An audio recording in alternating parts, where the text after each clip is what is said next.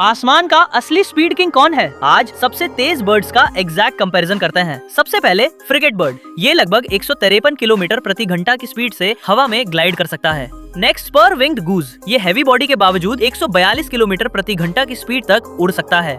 Next white throated needletail, ये level flight में 169 kilometre प्रति घंटा की कंफर्म स्पीड हासिल करता है। नेक्स्ट गोल्डन ईगल, ये डाइव के दौरान 320 किलोमीटर प्रति घंटा की स्पीड तक पहुंच जाता है। और लास्ट में पेरेग्रीन फाल्कन, ये डाइव के दौरान 389 किलोमीटर प्रति घंटा की स्पीड तक पहुंच जाता है, जो इसे दुनिया का सबसे तेज बर्ड बनाता है।